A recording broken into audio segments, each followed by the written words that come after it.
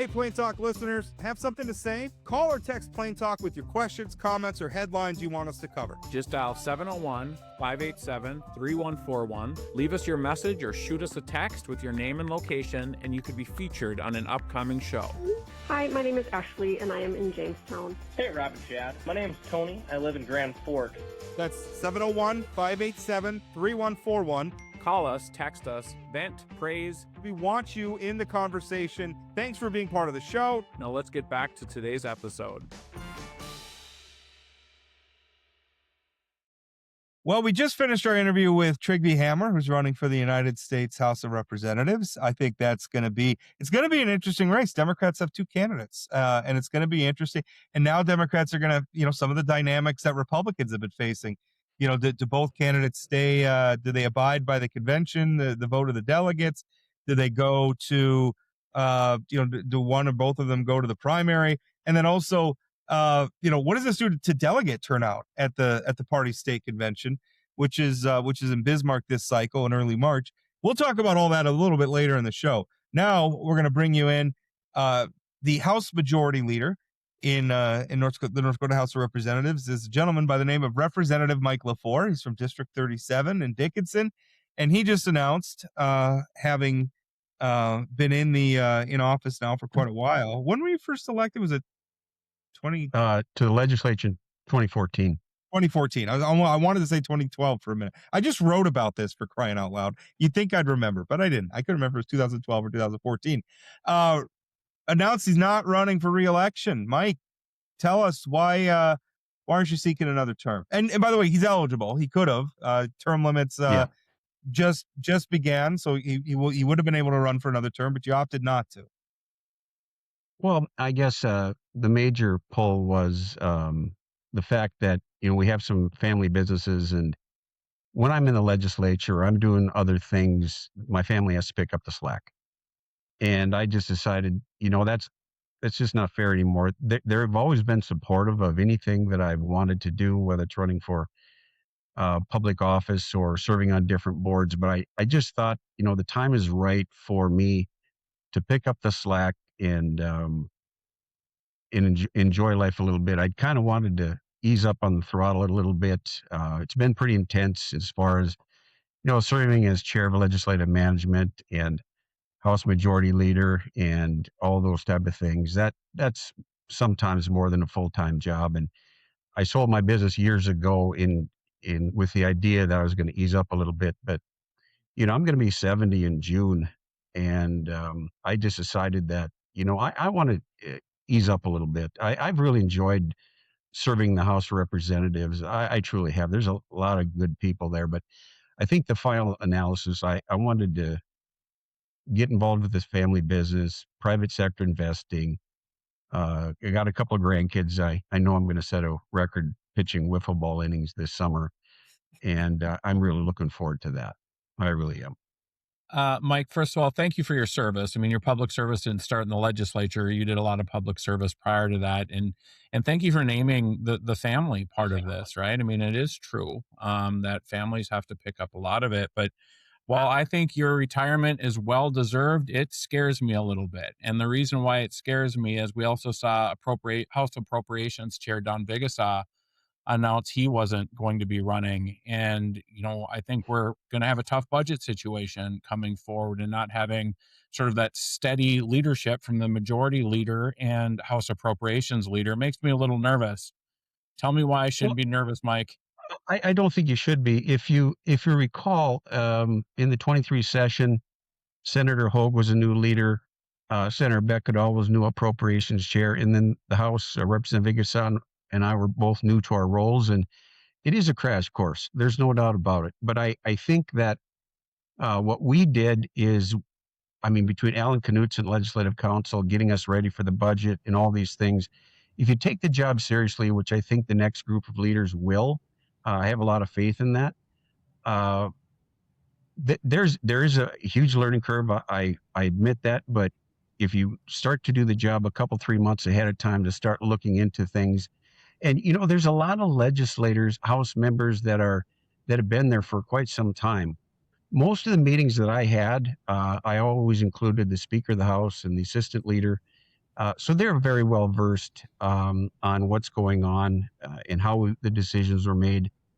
And I think that Senator Hogue and Senator Beckedahl were really, really good to work with in formulating our decisions. And so they're still there. Well, Senator Beckedahl is up for reelection, but I have every confidence that he's going to be reelected. So I don't think that the concern should be there that it won't get done. There's a lot of talent in the House of Representatives. A lot of people have been there for many years, and even some of them who've been there for a term or two are very bright uh, people that have performed very well in their interim committees and in their committees. You spent a lot of your time as majority leader. I think that I suspect, I don't want to put words in your mouth, but I suspect that when you got elected, you thought you were going to be very focused on policy and maybe not doing as much human resources at times. Because we've certainly seen some incidents. I'm thinking of Representative Nico Rios and his arrest for DUI and some of his other antics. A lot of times, kind of playing referee with some of the things said on the floor and trying to keep the House of Representatives on the tracks. And I know you certainly had some help from other leadership, including minority leadership, but was that part of it? I mean, because from the outside looking in, I mean, I've covered the legislature for a long time now, and there are some things going on that we just didn't see before. That I think that if we went back to versions of ourselves from back then, we would say that's crazy. That would never happen, and yet it's happening now. Talk about that a little bit. I mean, you've been in office and then been in a leadership position at what I perceive as a time of transition in politics into something that I'm not sure is very good. Well, I'll tell you that when I ran for leader the first time, I think I literally talked to every House member and I took notes. What should our agenda be? What are we looking at? How can we advance good public policy? And that's something that I really focused a lot of my time and energy on, making sure that I don't care, the factions in our party and so forth. I listen to everybody. If somebody came into my office with an idea, a concept, I listened and I gave them the best advice that I possibly could. But I'll tell you that I still believe that the vast majority of members of the House and the Senate are there for the reasons of providing good public policy and smart budgetary decisions. I just strongly believe that because a lot of the conversations that I've had, people come in with ideas or concepts, and again, I would try to give them as much guidance as I could. If I didn't have the expertise in a certain area, I sent them to somebody that did. But when I got the job, Chad Pollard said, "Mike, it's kind of like running an adult daycare center." And he said there'll be times where you love the job and hate the job all within 9 seconds of each other. And he was absolutely right. But what I tried to focus on, no matter who came into my office with an argument, with a policy, with uh, a concern, I made sure that they were listened to. And so I don't think anybody can say that I didn't go out of my way to listen to people's ideas and so forth. Because if we start this, Tracy, for me, politics is noise, and noise distracts from what you're trying to accomplish. And I would, at our caucus meeting, say, let's focus on what we're here for. And we had an agenda in 23, an agenda in 25, and just about all of those came to fruition without fail. I can list quite a few of them that. So if we look at what has actually been accomplished versus the noise, and you stay focused on the policy component, although the noise gets involved once in a while, sometimes you need to address it, sometimes you ignore it, but you try to work with House members and to say, let's stay focused on what we're here for. We're only here for a limited amount of time, and especially with term limits coming up, they're gonna be there even less. So that's where the focus really has to be sharp, and in future years, it's going to have to even be sharper. Representative Lefor, Rob mentioned two of your accomplishments in his article today. one property tax reform, one changing the pension system over. I will tell you, I really like one of those and really hate one of them. And that's okay, right? But are there Right. other things that when you look back over your 12, 13 years as a member of the legislature that you're really proud of, things delivering for Dickinson or other sort of things like that? Absolutely. And it's actually easy how policy can come together. We talked about animal agriculture. So I'm semi-retired, so I sit in my office and read. I read a lot, and I noticed that animal agriculture in North Dakota were woefully lacking in that area. We're great with grains and so forth. So I picked up the phone. I called Paul Thomas. I said, Paul, what are we going to do about this? And we started to engage other people. We started then Farmers Union, Farmers Farm Bureau, and so forth. All got involved to loosen the restrictions on corporate farming. And now, as a result, the last that I know of, there's going to be about 40,000 head of dairy through Riverview Dairy moving to North Dakota. That's just one example. And I would tell you that um, state women's prison, state hospital, uh, eh, the building at Mayville State University, huge. I mean, some of those buildings were just, quite frankly, an embarrassment to the state of North Dakota. So I'm really proud of those things, and also I had to think. The natural gas pipeline is going to be a very big deal. I don't think people maybe realize how important that's going to be, because now you're going to take uh, natural gas, which in some cases we're flaring it and providing it to moving it throughout the state. And that's going to be big in artificial intelligence and a whole lot of other things. I am pretty proud of that, because that we bought that capacity, and I think at the end of the day we'll wind up spending very little on that project, because they're gonna buy there's gonna have customers lined up to buy that. We've already got people from Grand Forks wanting to put a tributary toward Grand Forks in that, so there's not going to be a lack of people that wanting to buy that. The cash management bill, I brought that forward, and there's the state of North Dakota has a lot of cash sitting on our checking account, and we're breaking it down to the short term. What's liquid? What do the agencies need? Let's say in the next few months. What do the agencies need midterm, and what could be invested long term? So I think that's going to wind up being a huge increase in revenue to the state of North Dakota. And I think what Representative Toman did with Doge is going to be huge. It's not like what Elon Musk does at all. It's a model by which we're developing to say, if we've invested dollars in a certain area, what is the effectiveness of that program?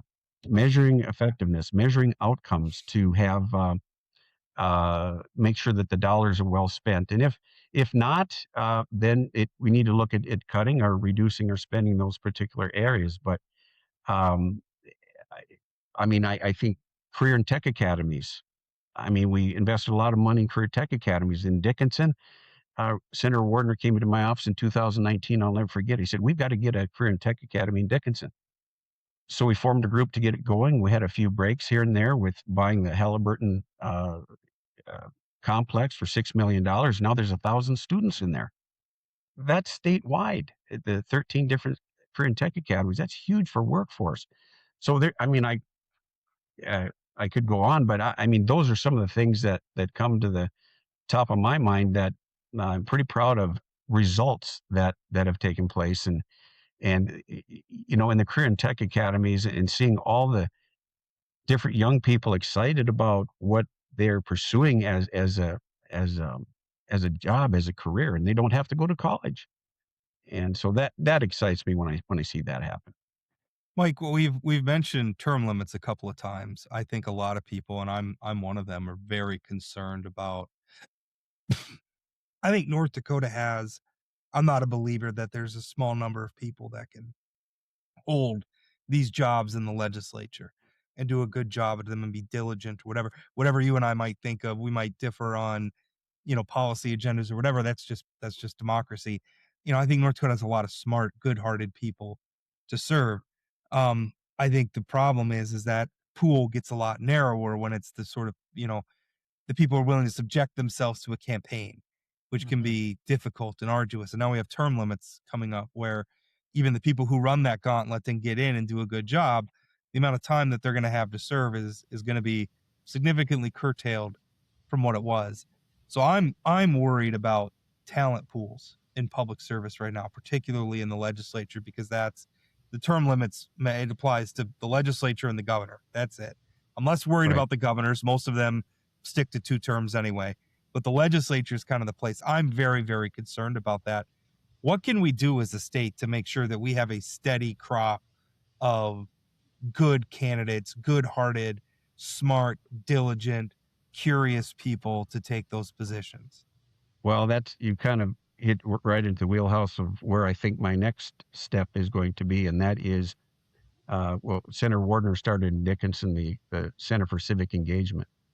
And I can tell you that you're not the only one who feels that way. I've had conversations with people across the state that want to engage people to not necessarily just the legislature, but to run for park board and city commission and county commission and school boards, and give them when you put your name on a ballot. I remember the first time I was 28 or 29, and the confidence level was near zero.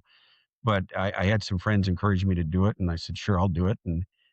And surprisingly, that first time, I was surprised that I won, to be quite frank with you. And so, but I remember thinking it would be nice to have had a mentor. It would have been nice to have somebody encouraging and saying, this is what good public policy looks like. So that's what I'd like to do, engage people across the state to get involved. And because again, for myself, I came up through our park board. I was briefly on our city commission. I was appointed and served on different boards, and get people involved, not necessarily in always just in public office, but in the different boards and commissions across a community. So I think that's where I'm going to spend more of my time in trying to develop that, because I share your concern. I'll tell you, I was elected leader in my 5th session, which I think is, if you look at the history of majority leaders, that's fairly new. That it's usually more sessions than that. And I'll tell you that if I didn't have a lot of gray hair around me, I would have struggled. Just to have the people around me that have the experience, that have been there for 20 years, 25 years. And Representative Vigasaw, you alluded to him earlier. Wow, what an amazing man. When I was elected leader and he agreed to be chair of legislative, or excuse me, of appropriations, I was so grateful, because just an extremely talented man. So that's kind of what I think the citizens across the state, we need to be engaged. North Dakota has a history of doing things really, really well. And I'm talking about the Legacy Fund, the Common Schools Trust Fund, a lot of smart things that the citizens have done over the years. So now I think the next phase is civic engagement, recruiting good, talented people. Again, it may not be for the legislature. It may be for other offices as well. So that's where I think I'm headed next, and to try and build, groups across the state that feel the same way. Hey, Mike, one of the things when I think about term limits and how it affects the legislature is we really need freshmen to hit the ground running once they get here. So mentorship is a big deal. You'd mentioned that you were a leader by your 5th session. When you came to Bismarck, were there any legislators who sort of helped you out and helped you figure out how to be an effective, good legislator like you become? Well, thank you. Yes, my mentor was Don Vigasaw. So when you are assigned when you're a freshman, you're assigned a mentor, and I couldn't have gotten a better one than Representative Vigasaw, because when there was a bill on the floor and they're dividing a bill, or they're doing some things that I may have been seeing for the first time, he would call me and he'd say, okay, Mike, this is what we're doing. If you vote yes, this is what this means. If you vote no, then it does that. So he would explain things to me, certainly not tell me how to vote or anything, but he would be very good in that. So I think The mentorship is going to take on a heightened responsibility. I've mentored a few legislators during my time, and I always took that role very, very seriously. Legislative council, we're adding to the staff. We're trying to provide institutional memory digitally and putting together a history, for example, the Common Schools Trust Fund, of a legacy fund, and maybe have tutorials with all those things. So there's a lot of those things that are under development as we speak, but that's going to take time to develop as well. If we could talk about politics, I guess partisan politics for a minute, the Republican Party is pretty divided in our state right now. And we saw that divide sort of manifest itself in the last state convention, 2024 in Fargo, where we spent the first, what was it, 3.5 hours, something like that, having a protracted debate and all sorts of maneuvering and everything else to lock you and your fellow delegates from District 37 out of the convention, and basically to expel you and not seat you as voting delegates of the party. I perceived that as being motivated by politics. I don't think I think the complaints about your process in selecting the delegates was bogus. I don't think it made any sense. I think District 37 selected its delegates just fine and in accordance with the rules. So I think that looked like a political attack. So I guess as somebody who's been in the middle of that at times, what does the future of this party look like? I mean, how do Republicans get themselves unified again? Well, what does the future look like? I think it's going to be like this for a while, unfortunately. And I will say to the comment about District 37, I was at that meeting and there was absolutely nothing done wrong. Absolutely nothing. Yeah. And the people that were complaining were seated delegates at the state convention. You can't make this stuff up. And so there wasn't anybody from District 37 who wanted to be a delegate to the state convention that was not able to go. So that was pure politics. There's no doubt. I have, over the course of how many years, engaged people of whatever faction or whatever part of the Republican Party you are, treat them with respect, have a cup of coffee with them, have lunch with them, discuss things. The best way that we're going to go forward, or hopefully go forward, is by having conversations. But to the extent that I've been successful in some cases in talking to people, and I know that some of them voted for me for majority leader. So there have been some successes, but there's also some that quite frankly, I think are tone deaf and aren't willing to engage in conversation. And there's not a lot I can do about that. But so I think this is going to go on for a while, but I do think that the incumbents who are running for election on a statewide basis, I think they're going to all win. I don't think I don't know if some of these people are going to go to the convention or not. I truthfully don't know the answer to that, but I think with the job that the incumbents have done, I think people of North Dakota are happy with what's gone on, and so I feel that everybody has to go out and work, and like you said, I know of Trigby Hammer impressive young man. There's no question. But I don't know that the convention is going to play that big of a role in who gets elected in 2026. Mike, speaking of District 37, obviously you retiring opens up a seat there. I think you have your convention next week. Are there candidates lined up ready to announce? Can you spill the beans at all on who's going to be running? I can't spill beans. I'll let them spill their own beans. But yeah, there is some people that are likely to run. But I think you'll see that. I think in the next day or two. How about candidates for majority leader? When do you expect we'll start to hear those? I mean, obviously there's rumors.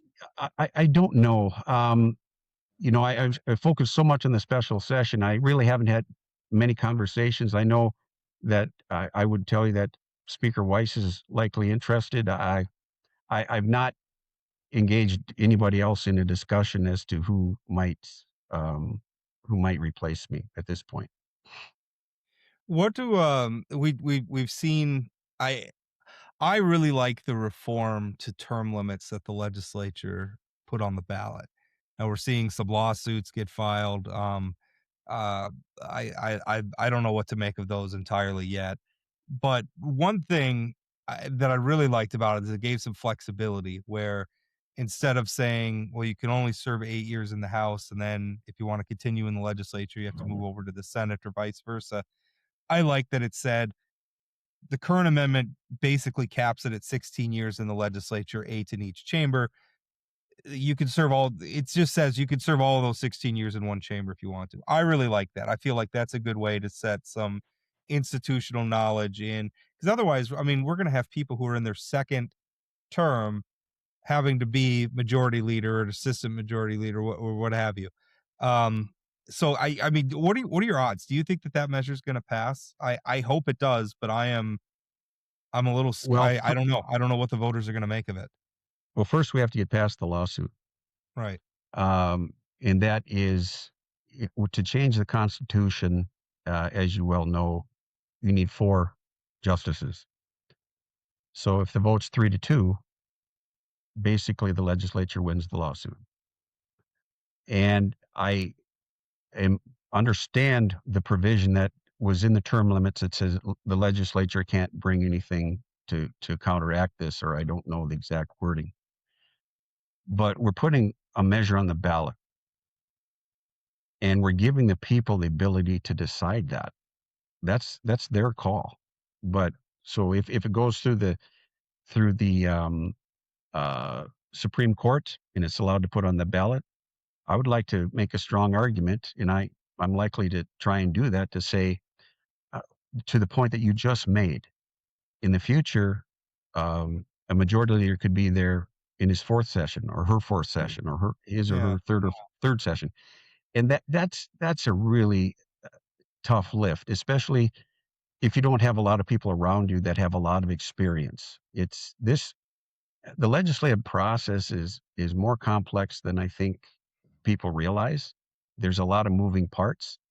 You've got 3 different parts of your budget. You've got the federal dollars, and they tell us to a large extent how we're going to allocate those dollars. You got special funds, which is motor vehicle licenses, college tuition, things like that. And then you've got your general fund, and so it's a big learning curve just knowing the budget and the different departments within that budget. So I would say that I'm hopeful that the public would embrace that and allow people to serve in one of the assemblies, one of the chambers for 16 years. It makes it a lot better. Well, I'm really interested in seeing what the courts do with that provision, because there's a provision in the term limits that basically says the legislature is not allowed to amend this amendment, which I think is a little specious because the legislature can't amend the Constitution. The legislature Correct. can propose amendments, but the only Right. I guess entity that can amend North Dakota's Constitution are the voters. You know, amendments get proposed either through the petitioning process or they get proposed by the legislature, but the amendments only happen if the voters approve it. So I think that I don't know. I'm really interested in see what the courts. I don't want to get into a situation where the courts uphold that, and now every ballot measure that comes through has a provision in there that says the legislature can't legislate in this area of law. They're all going to do that, and then what are we going to reach to a point where the legislature can't legislate because it's illegal? That's just it. They're taking away the ability for us to effectively do our job. The legislature has always had the ability to put constitutional provisions on the ballot. And then at what point are they going to put something about the judicial branch? There's all kinds of concerns that, look, you pass term limits, but now you're also restricting the ability of certain branches of government to do their job. Yeah. And I just don't think that's right. And so we're going to be we're going to fight this lawsuit with everything we have. Well, it's going to be an interesting debate. Mike, thank you so much for your time. I appreciate it. Thanks, You bet. Mike. Thanks. Always enjoy it.